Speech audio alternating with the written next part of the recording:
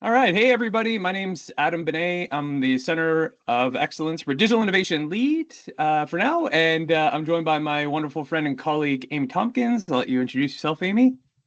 Hi, thanks, Adam. My name is Amy Tompkins. I'm the K-5 Learning Specialist for the Centers of Excellence.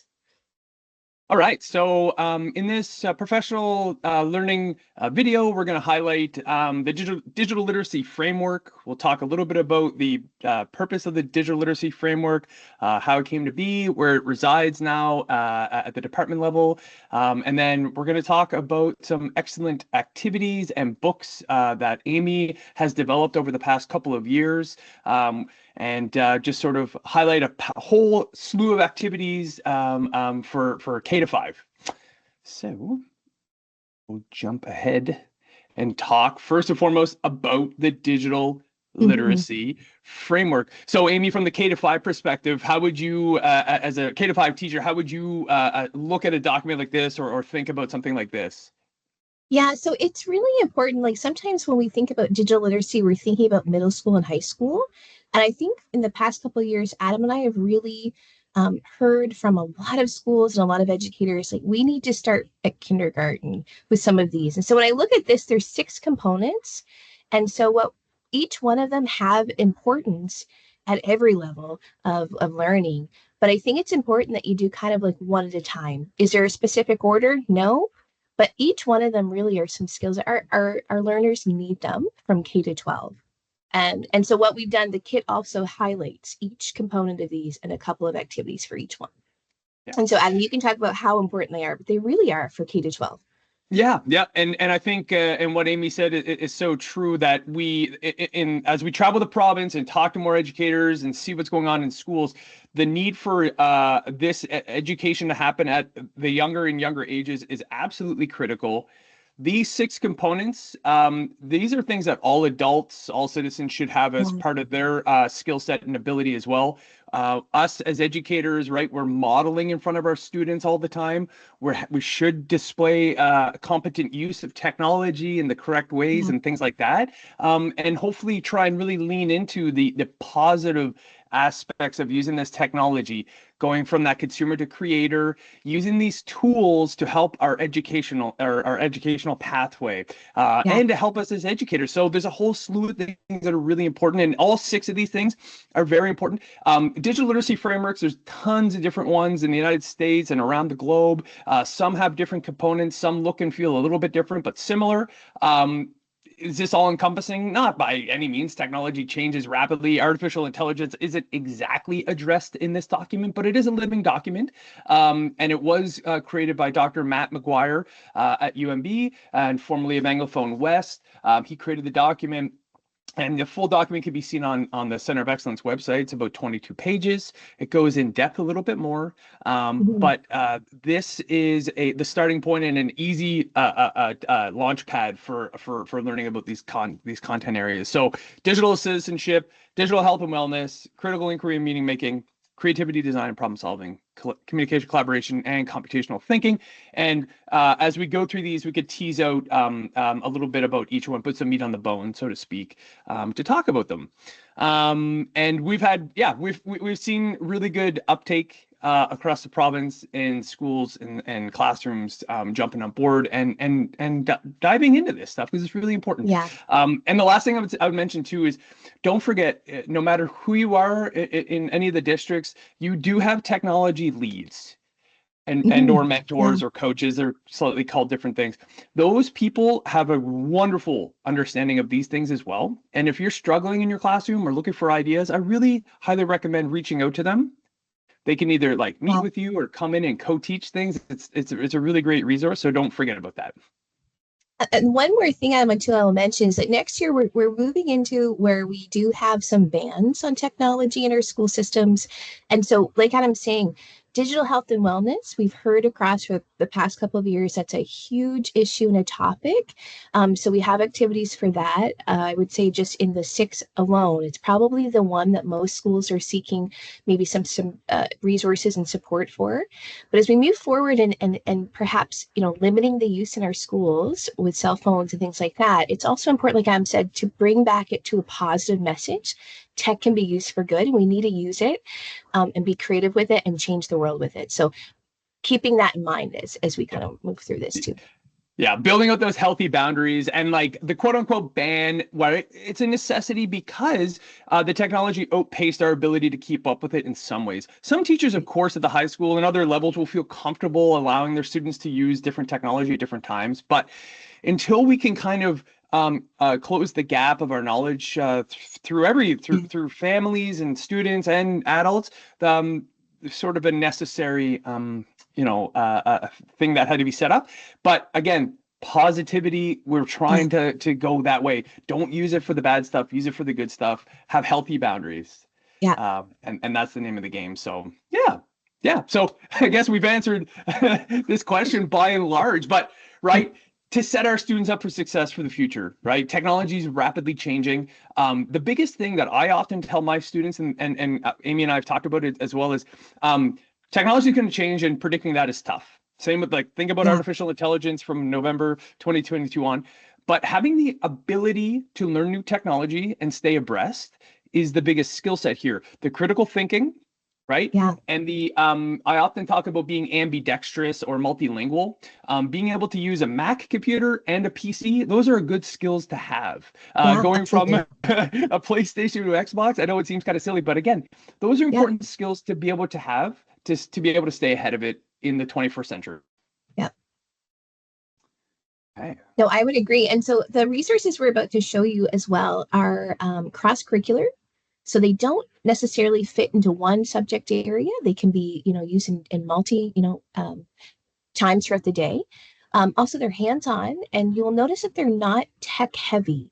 So if you find yourself in a classroom with not a lot of technology at your fingertips, that's okay, because these really don't. They're almost like a building block before you use tech or as you're using technology as a classroom. So they're just kind of at that starting point. So there's only actually one that would require it right from the get-go.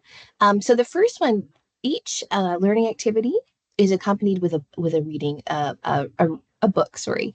So the first one is Troll Stinks, a great little book about a couple of billy goats who find the farmer's cell phone and kind of make some poor choices with it.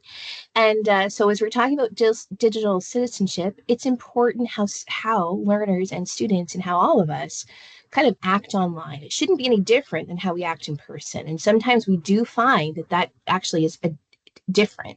And so we're going to talk through what it means to be a good citizen online and in person. They should be the same, right? And so this is all about the common good. This is all about making, good, wise choices online, using our words for good as well, and images. And so at the K-2, the Be a Good Billy Goat learning activity is multiple activities. You start with a game of telephone in the circle, which is really fun. But there's also a science component, a challenge, where students with a permanent marker will actually trace the words that were texted in the book and see if they can erase them. And so that's a good kind of life lesson, like what I put online can never be erased. So I need to really think before I'm typing or before I'm verbalizing something online. And so there's also some puppets that go along with that, and a class co-constructed chart about how they want to act online. And if you move over to grades 3 to 5, the online's do's and don'ts, there's a tallest tower challenge with Dixie cups and playing cards, anything like that, cue cards, something like that, where they're going to build the tallest challenge. You're going to kind of put them in brown paper bags so students can't really see through the materials, and not put equal amounts of materials in the bags. So students are in 2 minutes, or they're making these tall challenges. They're going to go around, they're going to judge them based on how tall everyone's tower got. And then you're going to announce that not everyone got the same materials. And we've done this in many different settings in many different classrooms. Students' reaction to that is like, that might have been the tallest tower, but man, they had an awful lot of resources. Or this group over here used everything that they absolutely had in the bag. It wasn't the tallest. So actually, were they the tallest? And so there's all these conversations that come about. Again, coming back to digital citizenship, what I see online may not always be accurate, may not always be the full picture. And so we're really quick to judge when really we need to find out all the facts, and we need to be mindful that not everything is completely as it is. And so making those choices and not assuming anything. And again, going through discussion and going through some self-created oaths. Perfect. And so, and the digital citizenship, in a lot of ways, it's the cornerstone of digital literacy. In some Yeah. ways, one of the more important things. And this is something that our administrators are dealing with every single day in their schools, right? And the need to talk and convince parents and guardians too to talk about this at home, to set the foundation for their child as they get older and they're getting their first devices and getting online. We have to catch it before that starts. Those bad habits can start really Yeah, quickly. So this is a really important one. So awesome. absolutely. Okay, we'll move on to the next one. Yeah, so hello. Another awesome book. So about a young girl and her technology-loving family, right? Mhm. Everybody is, maybe on their devices too much and things like that. And so again, the digital health and wellness is a component area that is not found in a lot of digital literacy frameworks. And that's something that has come to the fore for Amy and I over this past year. So in this book, Lydia makes her way outside eventually, quote unquote, touches grass, right? Enjoys Yeah, life, not locked onto a device and things like that. Mom and dad are really kind of into it, right? And that's not an uncommon scene. And so that's why this yeah. book I think is really great, because a lot of students would probably be like, oh yeah, that's the way it goes. And Amy, so if you want to highlight maybe some of the activities here on this one. Yeah, absolutely. And for K-2, actually, you pick 4 volunteers, excuse me, to sit in the corners of your room. And while they're sitting there, they can have 5 minutes on a favorite app that you use as a class or maybe listening to a book. And so they're facing the corner. What's happening in the middle is chaos. And so every other student gets a piece of loose leaf and kind of, writes down about how many recesses they would spend on screen a day. And they're going to crumple it up in a ball. And you're going to just simply throw it back and forth as a snowball fight, let's say, back and forth. And at the end of 5 minutes, the volunteers are going to say, be able to say, what happened while you were doing that. And it's happened many, many times. Those learners do not know what was happening in the chaos. They are zoned in. And so the conversation also becomes, sometimes we can get so locked in to technology that we are missing some details around us. And whether that's conversation, whether that's, what I mean, just life, like we need to set some healthy boundaries. So there's also a math component for K-2 with your balance scales. And then a little bit for them, self-reflection about setting some goals about screen time. Also for the grades 3 to 5, there's a moving island challenge where there's, you need is a streamer from a birthday party around a little group of students. They are going to actually make out of paper, just like a little device, their favorite one, that they're going to have to look at while they move as an island. And you're going to time that. Their times really aren't very fast because they can't look, they're not looking at each other. And then they do it again without looking, and you kind of compare those times. Again, another visual about what it means when we're locked in and we're kind of missing details. And so life works better depending on what we're doing, if we know what we're doing, right? So if I need the screen, I'm going to do it. But if I don't need it, right, I need to be focused on what's around me. And again, some warning signs for those 3 to 5s. What's your body like telling you? Are you getting headaches, maybe fatigue, eye strain? Them allowing themselves to kind of know that, and then again making some goals, some healthy boundaries for themselves, and to feel their best, to live their life the best, the fullest with technology, but just in a healthy way moving forward. And again, it's such an important thing to talk about our students, Yeah, because if we don't, it's just left. And as adults, we have that ability to be more in the meta, or to be able to self-analyze ourselves. But maybe our younger people lack some of yeah, that skill and ability, right? How many hours are passed by sitting in front of that gaming console or playing on that iPad? Right. As an adult, hopefully we can start to catch ourselves, but younger people don't have that same self-awareness. And so that's it's right. really important to set those boundaries right from the youngest age, and so really important one. Okay, next up is critical inquiry and meaning making. So this is a great one, and probably maybe a newish concept to some, in a sense. And the book that Amy found for this is a hilarious book, an aggravating book. The kids usually kind of go a little bit haywire about it. It's called "This Is a Ball." We've done this one several times together in person, and so essentially, the book it's lies, or it's fibbing. It's not telling the truth of what the thing is.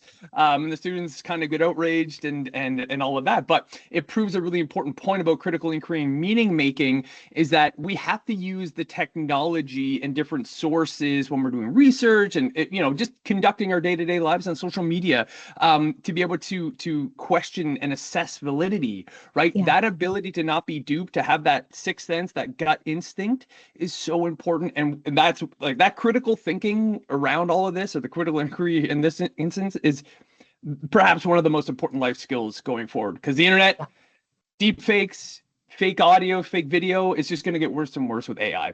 Yeah. And so we've done a lot of, this is a really fun activity with the students too, after reading the book, and all the activities are awesome. And Amy, if you want to highlight those. Yeah. And so for K-2, they're going to make recycled toilet paper rolls, some binoculars to help them through. CBC Kids Online has a great quiz where they can kind of like look with their binoculars and see if they can tell if something is true or false. And then you're going to walk them through as well, just some tips and tricks on what to look for, and how do I figure out if something is true or not. And so especially at that K-2 level, it's really important that they know what to do when they see something that they're not quite sure is true or false, right? And that's really important even in projects and research moving forward. But 3 to 5, on the other hand, it's again some of these looking at truths and falsehoods, and then also looking at some online quizzes. And can you tell? Not everything kind of looks really convincing sometimes. Again, diving deeper into tricks and tips about how you can really figure out if something's true. And so both of these kind of end with your students having the opportunity to basically create something fake like that. And that's through Canva, through using like green screen technology, if you will, or removing a background very easily and putting themselves, like, it's so easy. And so I think the more that our learners know how easy it is, they can better detect when they see it really in real life. So. Yeah, it's always a fun one. And you can have a lot of fun with this one, and see where the students are, and even like adults, like, because again, as you all know, and we've all fallen victims to misinformation, disinformation, all of these things online. It's just coming at us at rapid fire, a fire hose of information all the time. And it's really hard to stay up to date with all of it. And our human brains weren't really designed for the amount of information overload that we have today. So it's an important one. Okay, next up, Peter and Pablo. So this is a really cute book. It's a really great book. And this is one of my favorites as well, talking about creativity, design, and problem solving, right? How can students lean into using technology and software and hardware, right? Cameras, all of it, to actually drive their creativity. Because, and I've said this to Amy in front of other teachers and things before, sometimes we look at technology and think of it as not being creative, but it really truly is the creative ability to create Twitter, or to create the first Switch or handheld gaming. Those things take immense creativity, and sometimes we take it for granted. Like a printer is pretty boring, or a 3D printer in this example can be pretty boring, but it can be pretty amazing too. And when we put it in the hands of students, allowing them to run wild with it, especially in those younger ages, we can see some incredible things happen. So in this book, it's a really cute story about Peter getting a 3D printer and then being able to print things, but his printer's a little bit different that it could do some outside of the box things. But at the end of the day, right, the ability to still have that social connection, right? There's still limitations as well on technology, right? Like, to an extent, we still need to interact in our social and daily lives. And so, yeah, Amy, I'll let you add some more to that as well. And I think this particular resource, like I was saying, creativity is at the forefront, but it's also about looking at using technology as not just a consumer, but as a creator. And so lots of times kids are using technology all the time, but is it only for me? And these resources are going to allow them to look outside of that and like, how can I actually use what I love for others and for my community and for the common good? Like, so it's breaking apart that consumer creator. And so it create K-2 and 3 to 5, both of them will have these opportunities to look at something in their classroom, in their community, in their school, where they can use technology to actually create something that will make a difference. It can be as simple as an email. We had a class send an email to a homeschool association. They recognized they needed another microwave because the lines were too long at lunch hour. It can be as simple as making signs. One school noticed that there's no signs where to go when you walk in. So they made some signs using Canva, designing, printing, and put them up in languages as well. So simple things could be huge things too, but whatever your students are kind of, where they're at and what they have, it's literally what's in their hands and how can we use that to actually solve something that we're seeing or make something better than what it is. Okay, perfect. All right, next up. So another really important aspect of the digital literacy framework is communication and collaboration. Again, something that we probably take really for granted with technology is the sheer ability to FaceTime or video conference literally anybody pretty much in the world. And we've all probably done it with loved ones and friends and family. And then the online communities too. We often don't realize those online communities for some young people and old people, there might be niche communities, but it's a place for you to come together with other like-minded people and feel like you're part of something.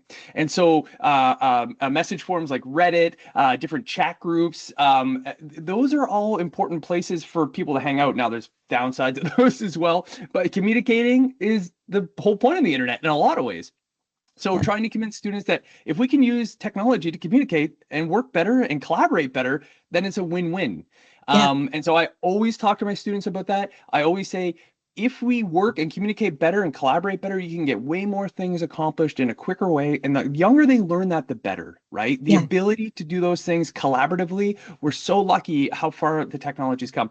So to illustrate this point, Amy found this great book called Lost and Found Cat. And it is a truly heartwarming story of a refugee family, right? Moving, or being displaced, and losing their cat along the journey. But then the power of the internet, again, swinging back to that positive, which is, again, if we can just really drive that message home to our students, use it for good, use it for creative, use it to be part of a community. Don't use it to be a bully. Don't use it to spread lies, right? Use it for good. So I'll let you elaborate, Amy, a bit. Yeah, and so that lost and found aspect, and I mean, it is a heartwarming story, and it's a true story as well. And I think all of our learners have really they love that true story aspect. And so there's a map in the back, the photograph with a real cat in the family.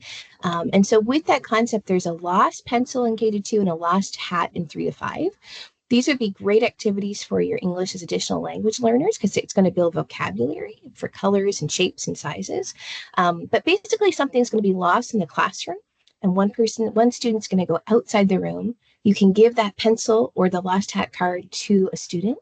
That student returns into the room that's been waiting outside, and they have to go around to every learner and ask, have you seen my pencil or have you seen my hat? And go around. Obviously, that's going to take time.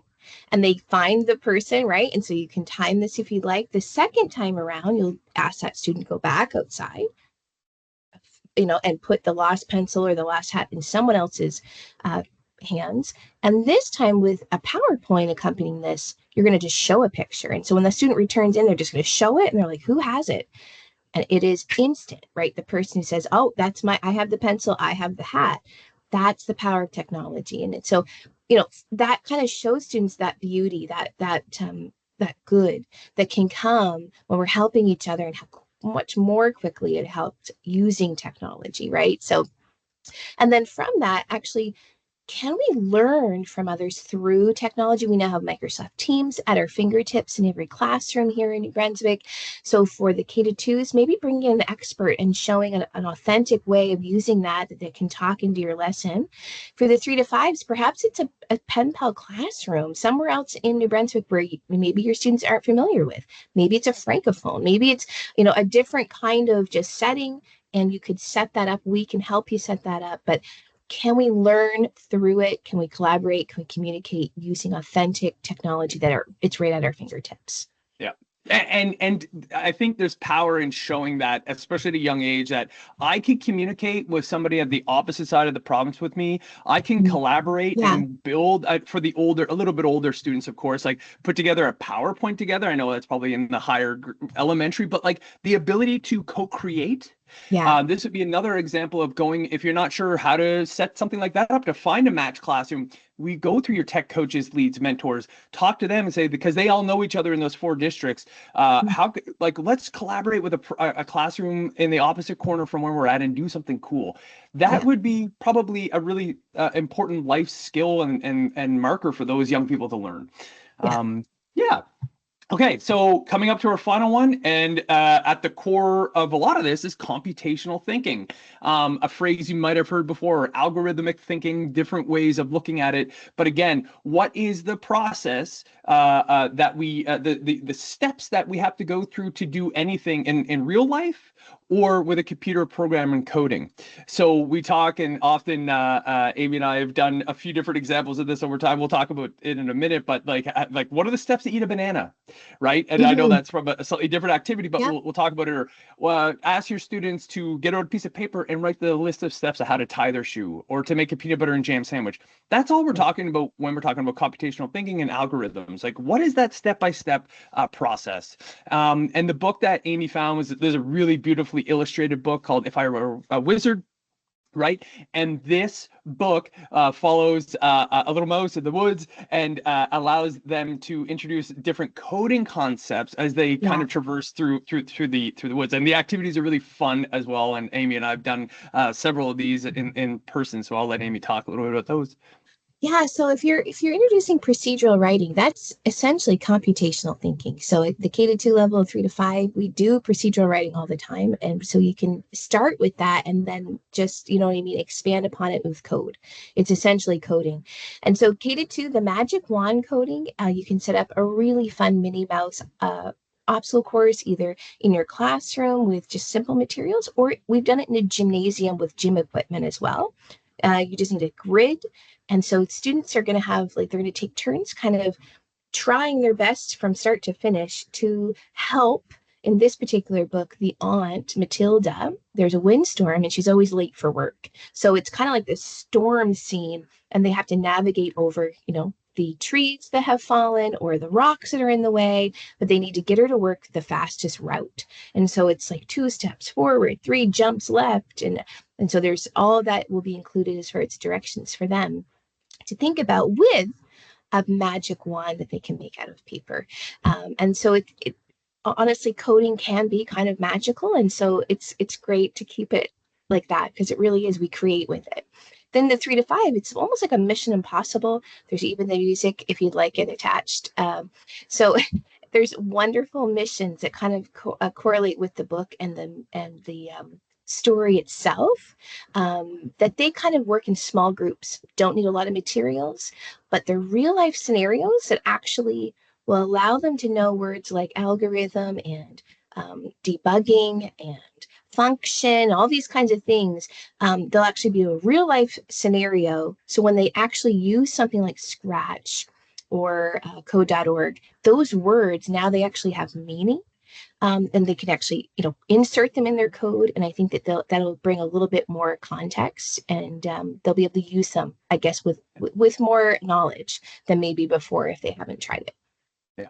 And one of the big things that I have talked a lot about in this role and through the digital literacy framework is demystifying how all these things work, right? Not the black box, like how does a computer actually work? What's a processor and RAM, and what's the process inside? At least a basic understanding. Same with the internet. How does the internet work, right? Asking Mm, students that is always a fun challenge for them. Okay, they got, and same with coding. If students have a little bit of the understanding of the vocabulary, right, and a little bit of exposure, especially at a young age, there's a better opportunity that, like, there's no downside of learning what coding is, what it looks like, and how it kind of operates. And then the hope is to allow for more diverse voices that end up going into coding, because we need that so badly. Girls and other minority groups that go into coding, right? Because there's a real human being behind every software that we use. yeah. And that inherent biases and their worldview is sometimes baked in a little bit to that. So having more diverse voices allows for a more equitable product for all of us. So this really an important thing, and we really want to see more girls and more minority groups involved in coding. So introducing this at the high school level is sometimes just too late. And some Yeah. of those younger brains work really incredibly, just like language acquisition. It's a language. Coding's a language. Yeah. And making that jump from scratch or block coding to like Python is actually a doable thing for fairly young people. Yes, absolutely. Yeah. Yeah, so I guess we can add a couple other addendums to the digital literacy framework activities that we've created.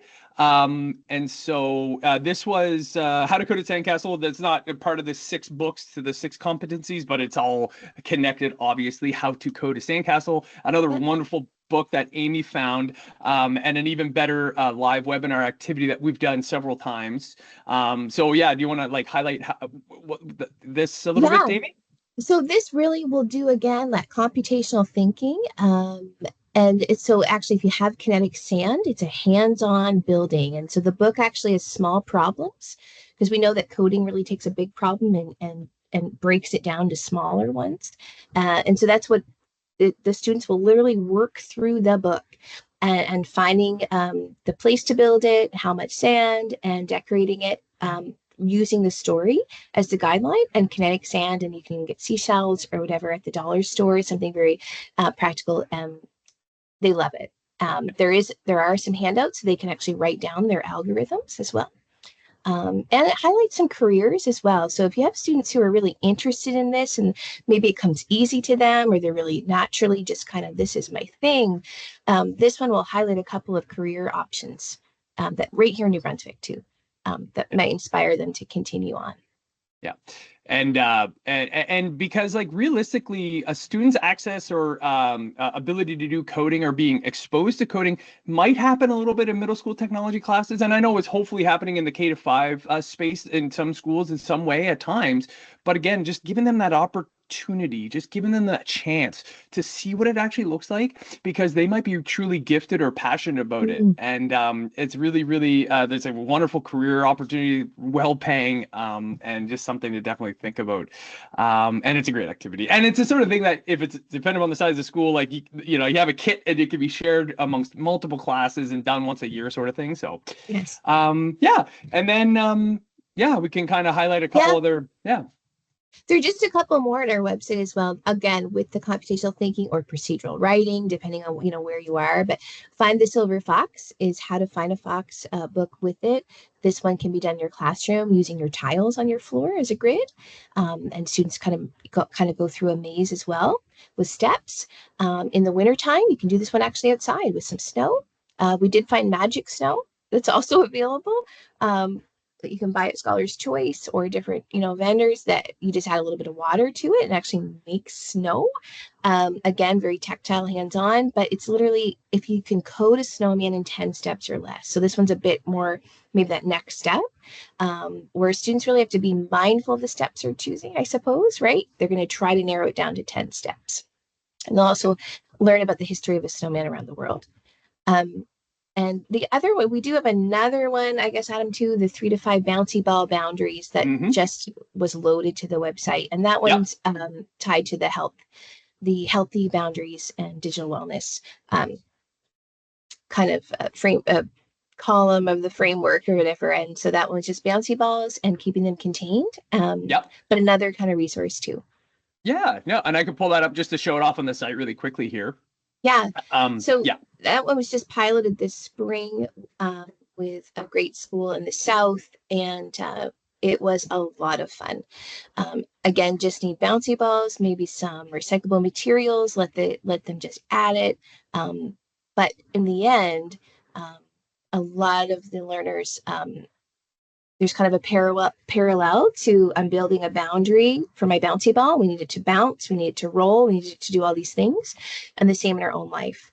I need boundaries so that I can be all that I'm created to be, do what I am, good at and gifted at, without suffering any of that, because I haven't set those boundaries for myself. So yeah, another really fun hands-on.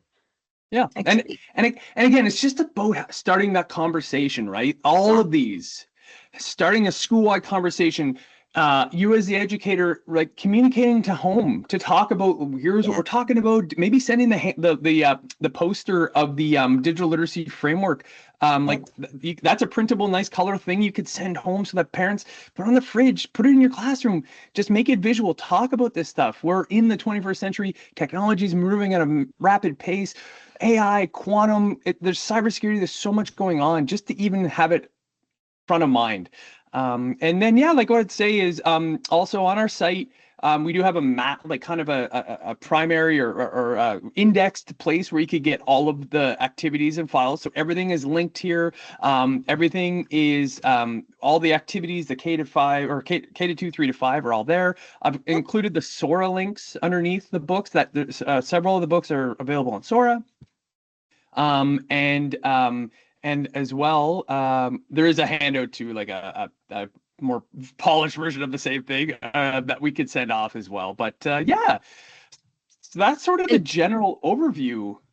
Yeah, and if you're looking for a copy of those books, you can also reach out to the Centers of Excellence. Right on our webpage, you can send like a little inquiry on there and say you'd like to get one. Yeah, and it's been a delight. This is just sort of, again, like starting point, and well, I thank Amy so much for creating 12, 13, 14, 15 amazing activities all tied to the digital literacy framework. And then if you're looking for even more things, the other couple sites we would recommend would be mediasmarts.ca. Yes. So this is a great Canadian site, and in fact, on here they have it linked to different curriculum as well. So if you look for outcomes, and I know that they're always updating it, and I know New Brunswick, we're going through changes as well, but there is activities for all kinds of these topics. And then Common Sense Media is the other one, and Common Sense Media is an American-based one, but again, same idea. There is tons of activities here in the digital literacy framework realm, rather. Yep. Yeah. And then other than that, we do thank you for jumping on board and for hopefully using these activities and resources. Although both Amy and I are going back to the classroom for the fall of 2024, if you ever needed anything, I don't mind somebody dropping me an email or a message, if you have any further questions. But the Centers of Excellence staff will be around to obviously help facilitate this stuff. And yeah, that's pretty much it, I think. Yeah, thanks so much. Okay, thank you, everybody.